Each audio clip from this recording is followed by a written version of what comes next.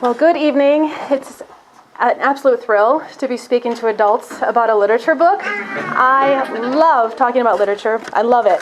If you know me well, I bring everything back to the book I'm reading. Everything matches, everything goes with it, everything reminds me of it. And it gets tiring, I suspect, for certain people in my life. I have a very patient husband who has heard, I didn't know I was speaking about this. I don't know, when I started Watership Down, it was just, I wanted to talk to somebody about it. And Josh was building shelves in our garage, and I would just stand or sit doing nothing but talking about Watership Down. So I just needed to process this thing. So thank you for being a wonderful audience. 7th and 8th graders are awesome. I love teaching students, but there's something really special about teaching kids who actually know some of the things that I'm talking about. And I don't have to explain everything down to the, do you know what a fascist is? You don't know what a fascist. Okay, so let's talk about fascism for a second here. So it's kind of fun. Well, maybe you guys don't know either, so maybe I should. I've gone ahead of myself. All right, so I am Stefan. I do teach at CCA. The most important thing about me is I'm a Christian. I go to URC, University Reformed Church. I'm married to Josh. I do have 5 really wonderful children, and I teach at CCA. And I love all of those things. And I tend to love most everything, if you know me well. I love everything. Everything's my favorite. And you'll hear that come out through my talk here too. My favorite hobbies, if you're curious, I'll tell you, are reading. And the kids are always like, no, but like a real hobby. I'm like, no, that is my real hobby. I love reading. I hope you do too. I like baking, and I really like laughing a lot. So those are the 3 things that I probably do most at home. You might be wondering what qualifies me to be up here. It's a good question. Speaking to you about this particular book, Watership Down. True confession, lots of people have recommended this book to me before I had to teach it over the years. Oh, you should read Watership Down, it's amazing. I had zero interest. I never read it before I had to teach it because I didn't want to read a book about a bunch of bunnies on a sinking ship. And that was the truth. I thought it sounded really dumb. And if you laughed at that joke, you've read the book. And if you haven't laughed at that just now, I can tell you didn't read the book, because maybe you still think it's about bunnies on a ship. It's not. It's not at all. There are no ships. Well, we'll get to that. All right. So I'm here because I love this story. And I think some of the best teaching comes from people simply up in front of a class talking about things that they love. And I get to do that all day long. I love every class I teach. I love every sentence that I parse with students. I love all these things, and hopefully it makes me a much better teacher than I deserve to be. So that's why I'm here tonight. I'm going to speak about something that I love. Before I get to the story, I wanted to tell you a little bit how I view literature, or how I teach literature. So when I read a book, I am, especially on the first pass, I am simply an observer. I am just looking for what the author is saying. And I can't tell what the author is saying until I understand what he's saying about what he's talking about. So in order to teach well, my job is to make sure students know everything they need to know to understand the book. And that means I teach kind of like an annotator would, if I can make a noun out of that. So if you get a book, sometimes you can find an annotated copy. And it just simply means somebody who's an expert will make a bunch of notes at the bottom of the page telling you what you need to know about this or what you need to know about that, and especially books that come from other centuries. We in this century may not know a whole lot about the Renaissance, and so when I taught that to the students for the last couple of years I've had to teach Renaissance literature, I had to learn about the cosmos because they look to the cosmos as a particular structure to understand humanity. And if you don't know what cosmos are, I didn't necessarily know how they fit in. That's exactly why I annotate when I teach, because you can't understand Shakespeare or even the way that he built his theater without understanding how the cosmos fit into it. The heavens, the sun. If you look at, is it Queen Elizabeth, the queen that had a giant plate around her neck with a bunch of ruffles? Well, she wants to look like the sunshine. There's a reason for that. She is the center. She wants to be the center, so she's dressing like that. So it's all really interesting stuff. Kids would never know. I would never know if I didn't look into it. So I always start with that, making sure I'm filling in certain things that they need to know. I also start with what genre the book is. So we read fairy tales much differently than we read autobiographies. I'll tell you, I think fairy tales are much more interesting than autobiographies, but that's neither here nor there. There's an important distinction between allegory and fable and romance, and not the kind of romance you might be thinking. Romance has a topic, you think knights and princesses and really good things like that, not necessarily Harlequin, I think that's how you'd pronounce that, but the Romance period. And we never read a work of fiction as though it's a theology book, and that is a very important thing to know. Though a great book will display wonderful and true things about God without even trying. But we don't look at a book and say, oh man, their theology is way off. And we'll see why, especially as we talk about the God figure in this story.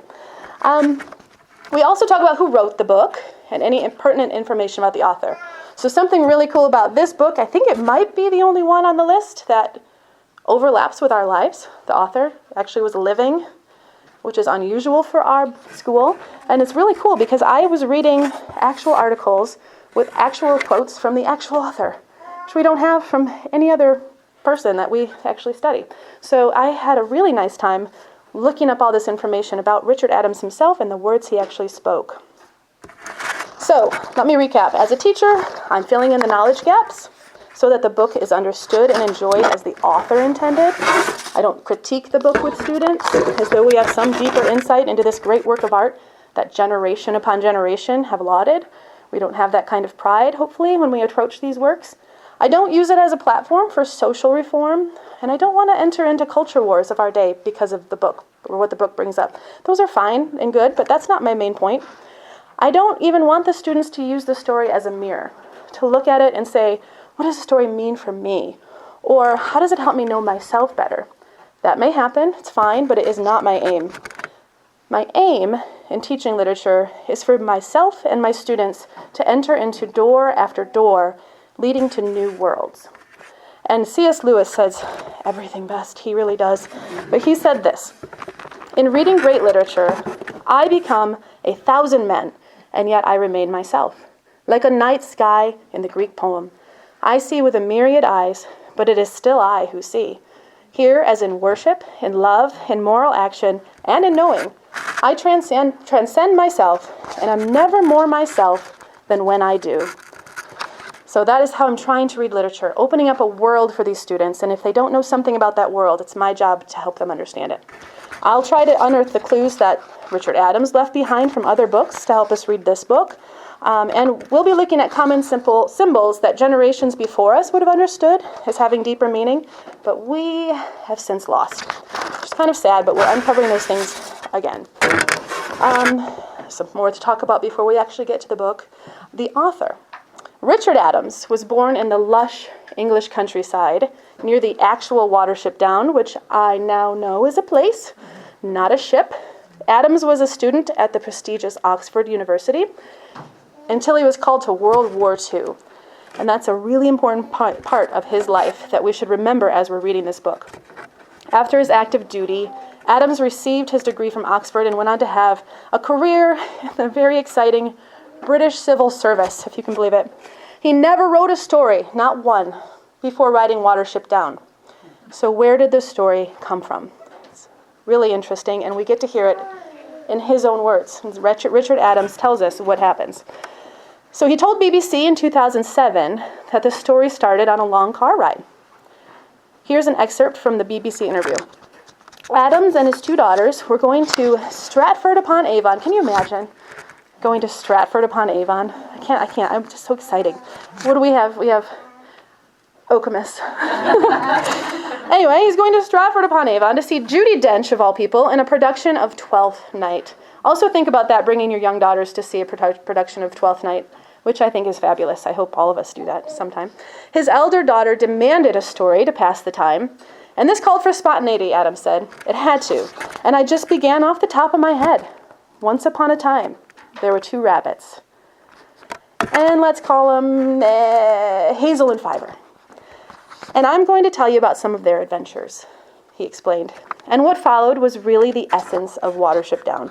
The story continued over the next few months during the morning school run, and Adams told the Telegraph in 2014 he'd go to bed, forming the narrative in his mind, ready to tell the girls the next morning.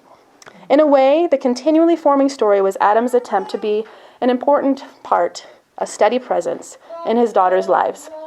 I've got a thing about that. Parents ought to spend a lot of time in their children's company. A lot of them don't, you know. The girls demanded that he'd write this down, the exciting story, and though it took him 18 months to do it, he actually put pen to paper, and that's what we have now. So now it's the early 70s, and Adams is trying to get this book published, and he is denied 7 times. Nobody wants to have a story about I don't know, what does he have, a seeing rabbit and a tyrant rabbit. Nobody, in a sinking ship probably, he thought. I don't want a story about a bunch of wet rabbits. So nobody publishes this book. But one man, one small businessman with a small publishing firm, decides to take the risk. I've just taken on a novel about rabbits, the publisher wrote to a friend. One of them with extrasensory perception. Do you think I'm mad? The book went on to sell over 1 million copies in just a few years, so I'd say he was not mad. All right. So what genre is this exactly? Well, you might think it's an allegory, and most of you would probably guess allegory. There's deeper meaning here. And there's a lot of things in this book that could stand for something deeper, for sure. A lot of current events that Richard Adams seems to be warning us about, but he never intended it to be an allegory. We don't usually have these words from the authors, but in his own words, it was meant to be a story, and it remains at that. A story, a jolly good story. I must admit, but it remains a story. It's not meant to be a parable. That's important, I think. Its power and strength come from being a story told in the car. And I love this. I love it so much. We recently read Rebecca of Sunnybrook Farm. Have anybody heard that one? Lots of little girls. Did you like it, Kyria? There's a reason you kind of didn't like it. It's because she preaches to you. And she tells you the ant is cantankerous, instead of showing you the ant is cantankerous. And off of that story, a couple years later, you've got Anne of Green Gables, where the author shows you everything you need to know through the actions of all the characters. And it is delightful. And so this is a really good thing for him to say. I'm not trying to preach here. I'm just telling you a story. Well, I have a quote from Sam Woodhouse, who wrote the introduction to Animal Farm. He says this: fairy stories, and I'd say any story really, never seek to criticize or moralize, to protest or plead or persuade. And if they have an emotional impact on the reader, as the greatest of them do, that is not intrinsic to the stories. They would only weaken that impact in direct proportion as soon as they set out to achieve it. They move by not seeking to move. Almost, it seems, by seeking not to move. The fairy story that succeeds is, in fact, not a work of fiction at all, or at least no more so than, say, the opening chapters of Genesis. It is a transcription of a view of life into terms of highly simplified symbols, and when it succeeds in its literary purpose, it leaves us with a deep, indefinable feeling of truth. And that is exactly how I felt when I read Watership Down for the first time. One last thing before we get to the story itself, and we have to talk about the front matters. It's the stuff found at the beginning of the book. So for tonight's purposes, we're just talking about the title. Otherwise, I might talk about if there's any epigraphs, if the book is given to anybody as a gift. We might talk about those things to see how it might inform how we read the book. But for tonight, let's talk about the title. It was supposed to be called Fiver and Hazel. Fiver and Hazel was the original intended title, and the publisher decided that it really ought to be named Watership Down. And it's said that when a book is named after a place, that place is actually the main character. And we're going to revisit that thought at the very end of this talk. So, let's get lost in the world of Watership Down for a time. I'll do my best to fill up here and there what might be lacking in our knowledge of this world. But the nice thing is this is the 1970s and just a little bit before, so there's not that much to fill in. All right, the story begins with Fiver and Hazel, and they are brothers. Could you just raise your hand if you read the book? Oh, no. That's fine, because I have a feeling. You might want to read it when we're done. All right, so Fiver is the seer the publisher was talking about, the one with extrasensory perception. He not only has intuition, but he has visions. And he foresees that the Warren, Sandalford Warren, which is a real place, all these places are real places, which is really fun. You can actually go and take tours, and you can be there and stand where they would have stood. My husband's trying to breed rabbits to slaughter them, And I was like, bad timing, man, bad timing. I cannot eat a rabbit, not anymore. They're real. All right. So, side note. Back to the story. So Sandalford Warren is going to be destroyed. Fiver sees this in his vision, and he's trying to convince his brother and anybody who'll listen that they need to leave at once. Hazel, his brother, is convinced and trusts Fiver, and they try to convince the chief rabbit to no avail to relocate everybody. So they leave Sandalford Warren with just a handful who believed Fiver, and some who were just a little disgruntled with the situation anyway. So they now need a new home. And keep that in your mind as we're going through. So, this is a telling of what we should expect through the story. This is telling of what we should expect through the story. We have ourselves a journey motif. They're going from point A to point B. Whenever we see a journey motif, you might think, Bilbo, he is my favorite journey story, The Hobbit. Everything. I'll say that about every book. I love The Hobbit. Sorry, I'll try to keep my favorites to a minimum so I don't ruin the word favorite. But in danger story or in journeys, we see danger, we see trials, symbolic deaths, we see new growth as the characters go from point A to point B. The physical journey is usually not the story. The greatest part of the story is what happens in their hearts as they go from point A to point B, how much they change on the way. So we have a clue as to what sort of journey this is because Adams, he was very well read. He got into Oxford. He's a very sharp guy, but he had a lot of books that he'd read, and they come through his book. He has epigraphs in every chapter. There's probably 50 chapters, I want to say 50 is the number. 50 different books he's quoting that match what's happening in the chapter that he wrote. I don't know how he did that. I mean, he's well read. So he drops a clue here because several of the quotes he has come from Homer. So we've got Odysseus running through our minds when we're reading this story, and we should. This is called Books Talking to Books, and they give us a clue as to how the author wants us to interpret his book. So in the Odyssey, who's read the Odyssey? More people have read the Odyssey. That's impressive. That's great. Watership Down's a kid's story. You guys can do it. If you read the Odyssey, man. So in the Odyssey, Odysseus takes that epic journey from the battles of Troy across the perilous waters. He's entrapped by various enchantments and fantastic beasts, all to land safely back in Ithaca with his wife Penelope, his beloved.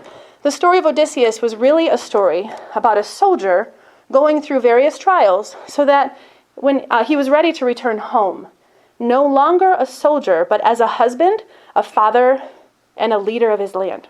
So some transition has to take place. You don't want a soldier in the Trojan Wars to be the husband that comes home to you. It doesn't go well. So this story is really about his transition back home. There's this wonderful story about Japanese soldiers. The Japanese understood this, that you need a transition. And they had this ritual that when men would come home from war, they would thank the upper people would thank them for their service, and they would say, "You are no longer a soldier. Thank you for your faithful service. You now enter into civilian work, and you are released." America doesn't do that at all. I don't know of any other country that does it, but it made a big difference for these soldiers and their re-entry into regular life, because it is vastly different from war. Anyway, Odysseus is getting this through the story. He's getting this transition period. So let's keep that transition of Odysseus in mind as we read the rest of the story. Perhaps there's a character that this refers to. So what's with Fiver being a seer? It's kind of odd. Adam, again, uses Homer to give us a little insight. The epigraph at the beginning of one of the chapters is about Cassandra. And she was the twin sister of that beautiful, faithful Helen, daughter of King Priam, and the god Apollo happened to take a liking to her. He gave her a gift. He said, "You're going to be able to see into the future, and you're going to be correct. It's going to be a true seeing into the future." And she decides to take the gift, but then she rejects him, the god Apollo. Well, he's not very happy about this, obviously, and he decides he's going to give her the gift to keep. He's going to let her keep the gift, but now she's going to be cursed, and nobody will listen to her. And this is her curse. This is what she has to deal with. She can see, how long was the Trojan War? 10 years? She can see those 10 years and see this is not going to go well for any of them. But nobody believes her. She can't convince anybody. And so Adams is almost wondering here, he's almost giving us a clue, that what if they had believed Cassandra? What if this terrible, decades-long war could have been avoided? And remember where Richard Adams is coming from, and his life, and what he spent years of his life doing. Hold that in your mind as well. So one of the bunnies who decides to go with the brothers is named Bigwig. The name suits him. He's a giant bunny. He's very strong. He's an active member of the Sandalford Ausla. If you think Ausla, you should think Gestapo or militia. And you should also think bully. That's just basically what Ausla were. And that's the bunny name for them. I don't think that's a real word. I don't think anybody has an Ausla for real. I could be wrong about that. But this is the bunny word for the militia. And they were only the strongest and best. Anybody who had a little bit of a disability, or if you just weren't from the right family, or if you were not very big, you did not get to be in the Ausla. And the Ausla considered the non-Ausla, who they called outskirters, to be less than or inferior, and they bullied them accordingly. So why did Bigwig join them? Why did he come out of this good position in his Sandalford Warren and join this little group, this ragtag group? Well, he was soundly beaten just before this for allowing Hazel in to see the chief rabbit. And Hazel went in, of course, to beg him to relocate the warren. And Bigwig found himself beaten up for that act. And he's at his wit's end. So he decides he's going to travel with this group. So they leave Fu Inlay. Fu Inlay is a rabbit term, and the book is full of them. It took me a long time to understand what was happening, but Adams created such a thorough world that he even had a language that we were privy to. And you get the sense that they had their own language, but he kind of translates it back to us in English. And that's not how most anthropomorphic stories work.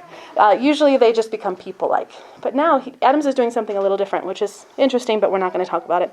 It's just, you should know that that's happening. Anyway, Fu Inlay means after the moonrise, and they begin their journey by heading into the perilous forest, and they've never been there before. So if there are woods in a story, does anybody name a story that has woods in it? Famous fairy tale or something? Hansel and Gretel. Perfect, both of them. Woods are peril. It means I'm lost. I'm in a wilderness. It always is. The only people that kind of don't make sense of this, but it kind of does, are, I think I saw it back here, Robin Hood. They live in the forest, but they live there to confuse people, so they can't be found. So that people who come in are in a perilous land where they can shoot them up before they get to their place. So it all makes sense. Anytime you read a story with forest in it, it means this is bad. This is terrible. And that's exactly what we find here. It's very rough going. Hazel immediately acts in such a way that the other rabbits look to him as the leader. He's not as big as Bigwig. He's not the smartest, but he's wise, and he's wise from the get-go. And they start to call him Hazel Ra, which means Hazel, my leader, and one even refers to him as El-Re Ra, which we'll talk about in a little while. So he is setting himself up as the leader, but he's not forcing it. It's just because it's who he is. And that's an important thing, too, in this story. And he is a good leader. He refuses to leave the weaker Fiver and another bunny named Pipkin behind just because they're tiny and they can't move as fast. He is decisive. He's wise. He's called El-Re Ra. And to the bunnies, El-Re Ra is the Robin Hood, what Robin Hood is to the English, a hero. Can do anything. Will fight for the little guy. And so they start calling him that. Hazel is a natural. He's a natural leader. So it's here that Adams gives us a story within a story. And whenever you encounter a story within a story, pay very close attention. It might tell you what the story, it might mimic the story you're reading, might give away kind of what you can expect later. It's always there purposefully. So whenever I encounter one in class, I'll ask my students first to narrate the story, and then I always ask them, why do you think this is here? What is this author trying to tell us with this story? It's a really good opportunity to ask if the story we're hearing reminds them of any other stories. And it always does. They can always come up with something that it reminds them of. And usually this is a big clue that we need, and you have to sort it out in order to understand the story rightly. So the story we read first, as with all the other stories sprinkled throughout Watership Down, is about our famous El-Re Ra.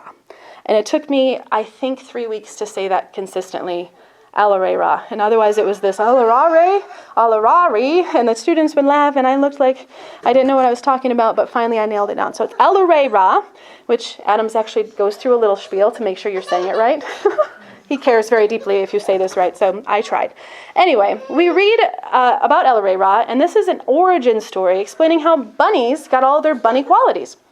We learn of a cunning hero of the bunny world, El Rey Ra, who is the patriarch of a great and strong bunny family, and as rabbits are wont to do, they multiply too much, and they are overrunning the place. This is very consistent with what we know about bunnies, I think. And their creator, Frith, tells El Rey Ra he needs to control his people. They are getting out of control. And El Rey Ra responds really cheekily. He said, no, these are strong people and they love you. And we are going to carry on in our beautiful life. And off he went, multiplying his bunnies. And Frith did not take too kindly to this response, obviously. But he enjoyed El Rey Ra's sport and jest, so he determined he would not kill him, but he would play a bit of a trick on him. He created all manner of predators for El Rey Ra and his people, and told him that he needed to be more cunning and trickier than ever in order to survive now. He also gave them powerful back legs and a fluffy tail. If you didn't know, that's why bunnies have fluffy tails. And you can see now why we do not ever read fiction books as theology books. And we would probably close the book and be like, this is heresy. No. So that is the story, but why is the story here? Well, I have to make up a word for this part, so you'll forgive me. It explains what rabbits are and all their rabbitriness. That's like humanity, but for rabbits. But rabbitanity didn't make any sense, and so it's rabbitriness now. So Frith tells El Rey Ra, this is the prophecy that sort of drives these bunnies. All the world will be your enemy. Prince of 1,000 enemies. That's what El Rey Ra means, prince of 1,000 enemies. And when they catch you, they will kill you. But first they must catch you. Digger, listener, runner, prince with a swift warning, be cunning and full of tricks, and your people will never be destroyed. This is what they have to remember as they go on. Anyway, this pack of rabbits and countless before them tell and retell this story to remember who they are. Coming out of the woods, here we are back at our little gang, the pack finds himself at a river. They find themselves at a river. And Fiver is certain that they must cross the river. And everyone is astounded and upset, as am I, because I don't like wet bunnies or the thought of wet bunnies, all the fur. Do you ever get something furry wet? I don't like that feeling. I just don't. So anyway, everyone's upset. I'm upset. We don't want this to happen. But Hazel knows it is best to listen to Fiver. And he begins hashing over how it's to be done. And it turns out, Fiver is no Cassandra.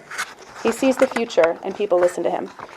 So immediately you see that blackberry, and all their names are so sweet. They're actual flowers or fruits from this land that Richard Adams actually lived in. And I gave a list of wildflowers to my students and asked them to write about their own bunny warrens. And Michigan has some amazing wildflower names. If you've never looked them up, probably haven't. Oh, I take that back. Emma, have you ever looked up Michigan wildflower names? I bet you have. There's really cool bad guy names in them. Like, I don't remember, rat face or something. There's something about a rat. I mean, Michigan has cool ones. You should look it up sometime just for fun. Anyway, you see that blackberry is the engineering mind of the bunch. And remembering the courage and wittiness of El Rey Ra, Blackberry uses his wits to figure out how to get the weaker two bunnies over on a floating board, which none of them had ever seen before. So it was a real act of ingenious thought. And who should wind up pushing it across than the muscle of the bunch, our soldier, Bigwig. And when we encounter water in a story, this is a side note here, it's often a symbol of death and rebirth. We think of our own religion. What is baptism? Death and rebirth, coming out of the water. And this is a tiny moment of death and rebirth for Bigwig. Moments before this happened, he was telling Hazel, we ought to leave these weak ones behind. We'll have a better chance at surviving. And now, who's pushing them across but him? He's having a little moment where he's putting aside his sinful nature, if you want to call it that, in the bunny world, and he's putting on something else, and he's starting to grow, and you're seeing that happen right before your eyes. He's risking his life, though it's not terribly risky. He's still risking to get the weakest across. But he's really grumpy about it. He's not quite there. So eventually a few of the Sandalford-Warren rabbits decide they don't think Hazel knows what he's doing, and they want to go back right now. Bigwig comes up and says, I'll take care of them. And you can imagine how he takes care of them. He beats them up. He gives them a sound tongue lashing. Of course, because it's Bigwig, and this is what he knows. It's just like Odysseus going to I do this. You know what I'm talking about, Cyclops, right? The one-eyed guy. And he doesn't need to, but he stabs him in the eye. And then he goes, you tell them when they ask you who stabbed you in the eye that it was Odysseus of Ithaca. And it's like, you idiot. Because you know what happens after that? The Cyclops' dad is like, well, he's angry because he's a god and he knows what's happened. And so now Odysseus has this horrible time on the water because it's the god of the underwater. What's his name? I'm thinking of Little Mermaid. Poseidon. Yes, Poseidon. What's the Little Mermaid? Oh, it's not even the same.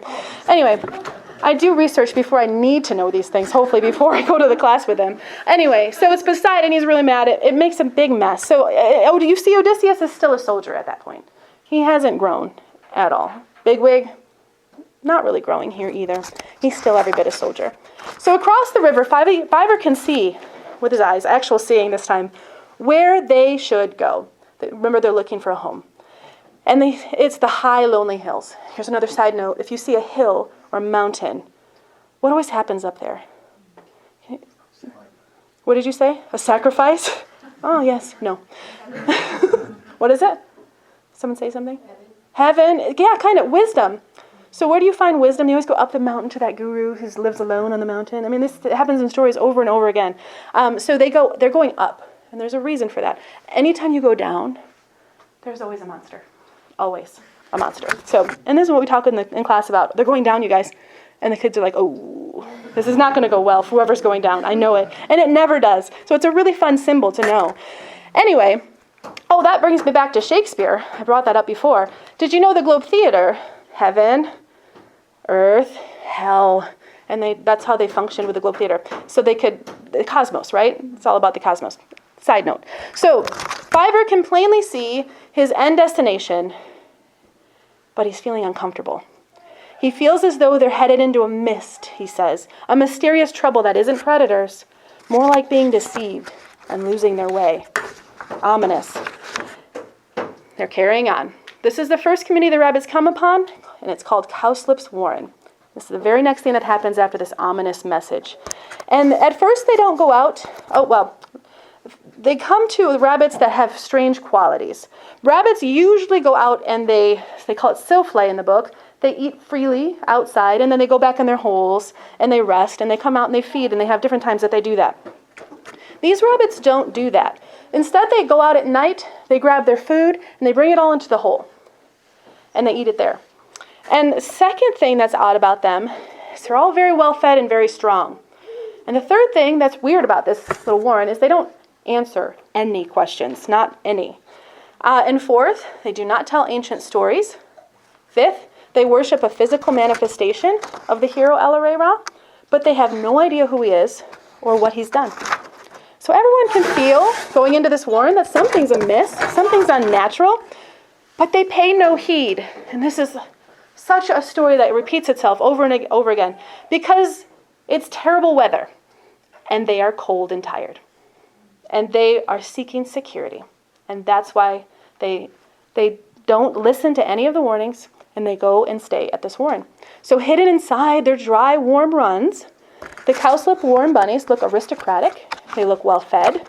And Cowslip was the bunny that came out to meet them. He seems really nice. So what's to worry about? Well, that should be red flags in your mind right here. Fiverr is adamant that they should not stay. But now, with all the comfort and security surrounding them, nobody will listen, not even Hazel. Who has read The Silver Chair? C.S. Lewis. Okay. It's a great story. I love it. It's my favorite. I love that story. I think it's Jill and Eustace, isn't it? I meant to look that up before I came, but Jill and Eustace are the main characters in this one. And they're supposed to follow the signs. And Jill, do not forget the signs. Do not forget the signs, Jill. Well, Jill forgets the signs, obviously. They're cold. They're tired. They see the warm building straight ahead, and that's all that they can think about. And what do? They go right on by the sign. And it's the same story that repeats over and over. It's safety, it's security, it's comfort. The weather's bad. I just want a dry like towel. And I had a student, sorry, I don't mean to call him a kid, in my class who I love. He's so cynical, always so cynical. But he would, every time we talk, we were talking about the silver chair. And we get to this part, I'm like, what what were they wanting more than following the signs? And he's like, a warm bath. And you'd always do that, warm bath. And I'm like, he gets it. He gets the temptation, I think. It was so funny. Anyway, they disregard all these signs because they're cold. And isn't that the story? So Fiver remains uneasy, but he remains there nonetheless, until a strange rabbit, the strange rabbits react unfavorably to a story about El Herrera. And they don't like stories like that, they say. They don't have any need to hear stories of the ancient tales. They have made up their own stories. And perhaps more accurately, they've made up their own reality. One of their rabbits begins to tell his own story, and it's a poetic ode to death. Fiver reacts viscerally, and he finally has had enough. And he scratches and claws his way out of this hole, and he will not go back. So Hazel has to make a decision. He implores Fiver to come back. Fiver asks if he did not smell death itself in that rabbit hole. And Hazel says, no, I only smelled carrots. Uh-oh. This is a rare failure for our fearless leader. Well, Bigwig, of course, is angry because he wants what he wants. And he wants to be fed, and he wants to be warm. So he starts insulting Fiver. He accuses him of being self-centered, and Bigwig is done with him. As he runs off, however, he becomes ensnared in a wire trap, and for all intents and purposes, he's dead. As all the rabbits gather, those that come from Cowslip's warren, the ones that were with them in the beginning, come out to help the injured Bigwig, or the dead Bigwig at this point, and they explain that Cowslip wouldn't come to help. And he knew that Bigwig was seriously injured, but he's not going to leave his hole. And then Fiver all of a sudden sees everything clearly, and he starts commanding everyone's presence and telling them what it is that's true about this situation, finally, because they've all been in that mist, that fog that he was warning them about, and now he sees. They have made a deadly deal with a farmer, this Cowslip's warren, and he feeds them, the farmer feeds them, and gives them comfort and security, but they have to live among his snares, and every now and again, he snares a big fat rabbit, and the rest get to go on living, but they're not living. To quote the book, but even to themselves, they pretended that all was well. For the food was good, they were protected. They had nothing to fear but the one fear, and that struck here and there, never enough at a time to drive them away. They forgot the ways of the wild rabbits. They forgot El Herrera. For what use had they for tricks and cunning, living in the enemy's warren and paying his price? They found out other marvelous arts to take the place of tricks and old stories. They had no leader, for how could they? You suggested, Hazel, should tell them of our adventures, Blackberry, but didn't go well, did it? Who wants to hear about brave deeds when he's ashamed of his own? Who likes an honest and open tale from someone he's deceiving? I love that line. I read that so many times. I love that line. And it's all clear now. This place is death. These rabbits are alive, but they're not really living at all. I am going to quote someone from our own time. I don't know who this man is necessarily. David Shane does, because I've certainly got it from David Shane's Twitter feed. It's titled 10 Things That He'd Learned from the COVID Pandemic. I found it eerily relevant. Citizens in a democracy are not necessarily deeply attached to their personal freedom and can easily be frightened into giving it up. Most citizens are unable to distinguish living well from staying alive. Pay attention here, it gets a little messy. The latter, which is living well, is the condition of the former. The latter, staying alive, is the condition of the former, living well. But the former, living well, is the reason for the latter, just staying alive. Yet people are ready to sacrifice living well for staying alive. I conclude that our society is not doing a good job of explaining what living well is, why we should want to live well, and why living well is preferable to mere life. Socrates explained all that, but we have forgotten it. I tried to look up what Socrates would have explained, and my head literally exploded. This is stuff that's beyond where I'm at the moment, but I think it's something that I would love to dig deeper into. What did Socrates say about living well? Not that it's necessarily important. As Christians, we have our own worldview, but I think it'd be really interesting to hear what Socrates had to say. Side note again.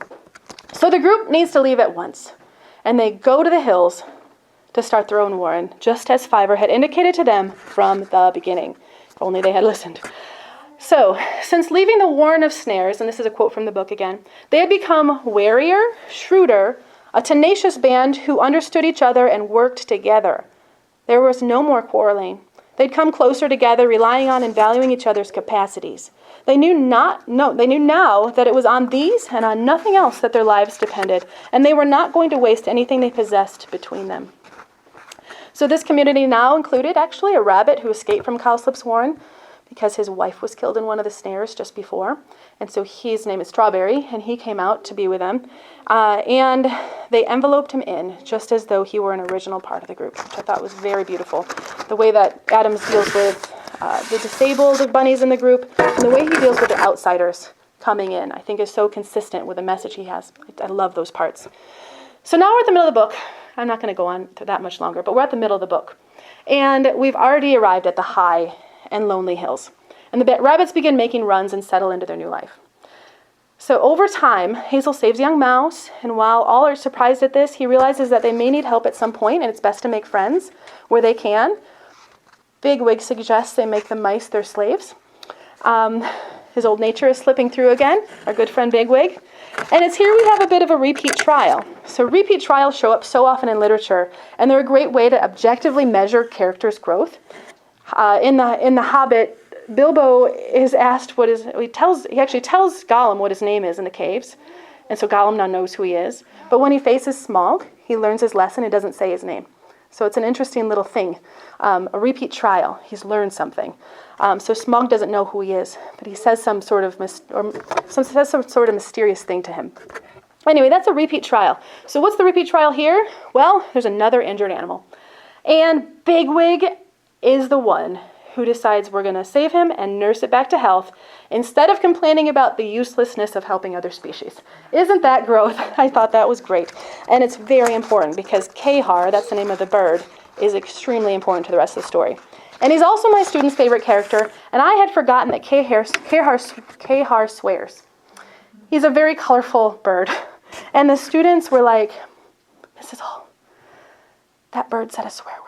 And I was like, oh, dears, I forgot to warn your parents. I'm sorry, parent. I'm sorry. Because I forgot to warn your parents, but you can tell them to call me if they have, you can tell them about it and tell them to call me if they have trouble with it. But they loved this bird so much. And he's the comic relief for sure. I can't blame them. So the bunnies quickly realize that there are no bucks in this warren. There's just dudes. That's it. And this is not going to last, right? If you know anything about anything. You need girl bunnies. They need mutters, as Cahar puts it. Mutters. Or as the Bible puts it, it's not good for man to live alone. They need to go find some ladies. So this is the point in the story where we see our real conflict, our crisis. Cahar does a little recon, and he informs the bunnies that there are female rabbits in two places. One is in a hutch on a farm, all living a horrible life, caged in a little cage. Can't do it, man. I can't do it. And two, one's in a large warren, not terribly far up the way. They decide to send the strongest of them to the large warren and politely ask for a few does. What's the harm? The team, by the way, includes Strawberry, the cowslip bunny, and Holly, who is a top Auslam member from Sandalford, who shows up in the middle of the book, battered and bruised, to confirm what Fire knew all along, that Sandalford was actually destroyed. And everything was demolished. But he survives, and he finds the team. And he's one of the people that gets to go. You see how Richard Adams kind of views outsiders. He brings them in. It's really, really neat. All right, so the team of three goes to the neighboring warren, and they eventually come back, and they are beaten and traumatized. After days of resting and recovering, it's finally told that this neighboring warren, Ephrathah, just sounds mean, is no friendly warren. In fact, they intend to keep the three as prisoners, but they use their cunning to escape. General Woundwort, the leader of Ephrathah, it's real. Yeah, all of them are. It's interesting. The leader of Ephrathah is described as an absolute tyrant, drunk with power, and holding an iron grip on his rabbit society. Of course, all that the general does is with good intention, to keep his warren safe. But even my students pointed out that when you go on patrol and steal rabbits from other warrens to bring them back safe as prisoners, you have to question how much Woundwort genuinely cares about rabbits. So Richard Adams was solidly 20th century. And in the 20th century, fascists were in no short supply. So I know of two. Hitler and Mussolini. You guys might know of more, but you probably have heard those names at least. So Adams, saw firsthand the devastation that a fascist leader can cause when he fought in World War II. And I'm sure he heard of other atrocities besides those that Hitler caused. If I had time, I would love to dig it a little deeper and see if there was a particular tyrant that Adams had in mind with a similar backstory, because he tells Woundwort's backstory, and it's fascinating. But I have a sneaking suspicion it was Hitler that he was basing this Woundwort on. So Ephrathah. Holly makes it very clear he will never go back to Ephrathah. He was one of the oustless. He still has a military mind, and he's a very good general, and he's never going back. Never. He tells them to avoid this at all costs. Never go back, but go back they must. They must have doughs. Hazel not only has a plan, but he also has the support of Fiver. And so long as Hazel promises to listen to Fiver, the plan is a go. Well, Bigwig, our little soldier, agrees to go, but he becomes, believe it or not, sullen and irritable because Hazel, in order to carry out the plan, has given Bigwig an incredibly burdensome task, and unbearable anticipation sets in. So as the team waits on the edge of Ephrathah, about to set their dough rescue plan in motion, Bigwig asks to hear a story. And it's the story of El-Arera sacrificing himself for his people. Hazel already has this mindset. Bigwig is struggling with it. So here we come to the crisis of the story. Will the rabbits successfully invade Ephrathah and make a new warren by freeing the captive does, or will their warren die trying? It's gripping. Read the book. I'm not going to tell you. I'm not going to go any further with the summary because I actually don't want to ruin it for you. That's how much I loved this story. And I don't want to give too many spoilers for those who haven't read it. So I'm going to try not to. You're going to hear some things. Just don't be spoiled. Try not to be spoiled. But I did want to summarize a few themes that had me thinking for a long while after reading this book. These are the things that make me stop people on the street and tell them they really need to read Watership Down. Please and thank you. So here we go. Bigwig's journey. Bigwig starts as a bullying soldier. I've already said that. Over time, and especially after his near death in the snare, Bigwig learns to not only use his physical strength, but his wit. He's becoming more fully rabbit. Remember that story that they heard about El-Arera and what they are to be as rabbits. The ones connecting the bunnies to the bunnies of the past, giving them instruction and counsel on what a true rabbit ought to be and how he ought to live. Well, bullying was never an example of El-Arera, and it's not a trait bunnies should naturally possess. Bigwig's journey allows him to see examples in two warrens, Cowslip's warren and Ephrathah, of rabbits living unnaturally, slipping further and further from their rabbitriness, and therefore from happiness and freedom. Rather than join their ranks, he denounces the two warrens and embraces Hazel's vision for a new warren with autonomous rabbits, not inferior or enslaved rabbits. And this is big for Bigwig. Remember, his suggestion was to make the mice their slaves. That was a real suggestion. So I'm sure you picked up on this, but Bigwig is Odysseus, facing trial after trial that is shaping him into a true rabbit. He's being readied to return to a free society, not as a soldier, but as a husband, a peer, and a leader. My favorite scene in the whole book is just at the climax of the story, where Bigwig must defend Watership Down from invaders. He gladly, willingly, ferociously defends the one opening between the invaders and his people.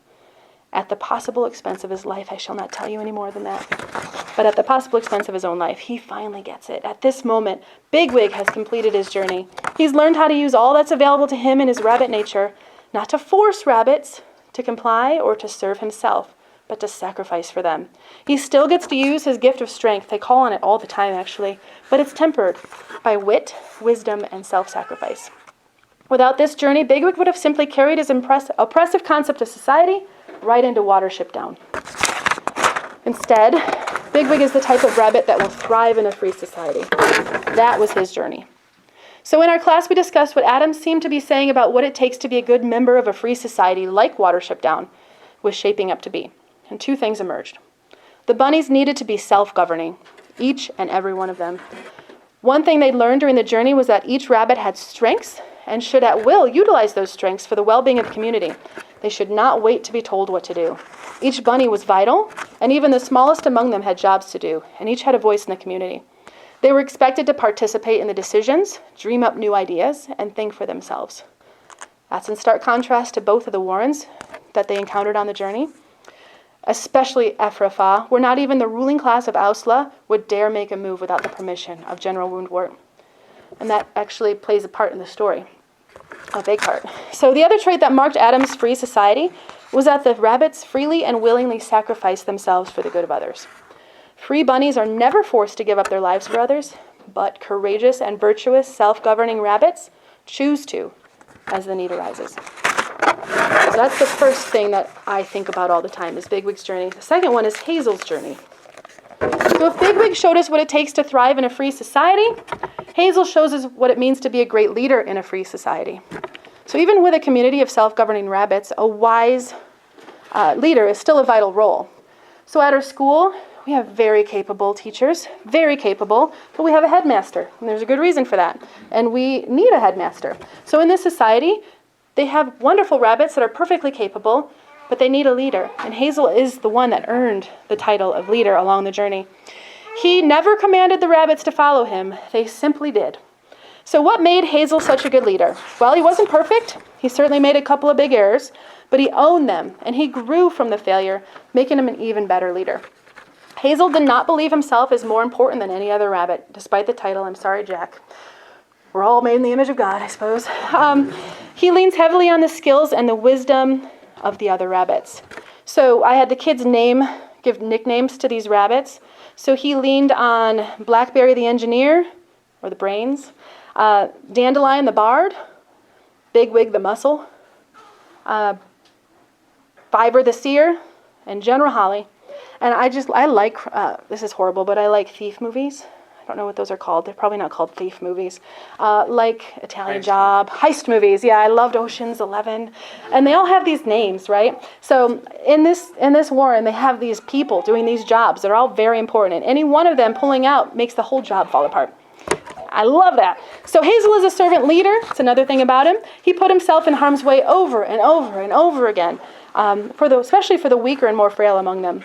And he brings the rabbits to their ancient roots through story, and does not let it be forgotten what has been known from the beginning of time, what rabbits are and what they are for. Hazel is a great leader because he fights for freedom, not for self-gain. And he also gives vision for the future. If you'll permit me, 2 favorite parts. This passage is a perfect example of the fact that Hazel isn't just anti-fascist. He is for something. He's headed somewhere. So I'm going to read from my book, actually, because it was too long for my little arms to type. Way near the end here. The bunnies are talking to each other, kind of about the past. So they're remembering Woundwort. Frith never meant us to go out fighting in the high summer, either, if it comes to that, said Silver. Everything that's happened is unnatural, the fighting, the breeding, and all on account of Woundwort. If he wasn't unnatural, who was? Bigwig was right when he said he wasn't like a rabbit at all, said Holly. He was a fighting animal, fierce as a rat or a dog. He fought because he actually felt safer fighting than running. He was brave, all right, but it wasn't natural. And that's why it was bound to finish him in the end. He was trying to do something that Frith never meant any rabbit to do. I believe he'd have hunted like the allele, if he could. Allele are humans. All right. He isn't dead, you know, broke in Groundsel. The others were silent. He hasn't stopped running, said Groundsel passionately. Did you see his body? No. Did anyone? No. Nothing could kill him. He made rabbits bigger than any that we've ever seen, braver, more skillful, more cunning. I know we paid for it. Some gave their lives. It was worth it to feel we were Ephrathins. For the first time ever, rabbits didn't go scurrying away. The allele feared us, and that was on account of Woundwort. Him and no one but him. We weren't good enough for the general. Depend upon it, he's gone to start another war in somewhere else. But no Ephrathin officer will ever forget him. Well, now I'll tell you something, began Silver. But Hazel cut him short. You mustn't say you weren't good enough, he said. You did everything for him that rabbits could do, and a great deal more. And what a lot we learned from you. As for Ephrathah, I've heard it's doing well under Campion, even if some things aren't quite the same as they used to be. And listen, by next spring, if I'm right, we shall have too many rabbits here for comfort. I'm going to encourage some of the youngsters to start a new warren between here and Ephrathah, and I think you'll find Campion will be ready to send some of his rabbits to join them. You'd be just the right fella to start this kind of scheme off. You see what he does? Instead of scolding and pulling this groundsel out and saying, "You are wrong, I will tell you what is right," he shows him what is good. And whether or not Groundsel believes it is up to him, but Hazel gives him a vision for what things could be and what he was hoping for things to be the whole time. So interestingly, these two characters, Hazel and Bigwig, were based on real men from Adams' World War II platoon. Here's a little summary from Adams' autobiography. I just thought this was interesting. Adams based Watership Down and the stories in it around the men of the 250 Airborne Light Company, RASC specifically, on their role in the Battle of Arnhem. The battle, fought over 9 days in September 1944 in and around the Dutch towns of Arnhem, Oosterbeek, Driel, and Wolfhaze, resulted in devastating losses for the Allied forces, including in Adams' company. Adams says that two characters were directly drawn from life. Hazel was inspired by Adams' commanding officer, Major John Gifford, a man he described as brave in the most self-effacing way, and an excellent organizer who rarely raised his voice, adding, everything about him was quiet, crisp, and unassuming. Gifford survived the war. Captain Desmond Paddy Cavanaugh, on whom Warrior Bigwig was modeled, did not.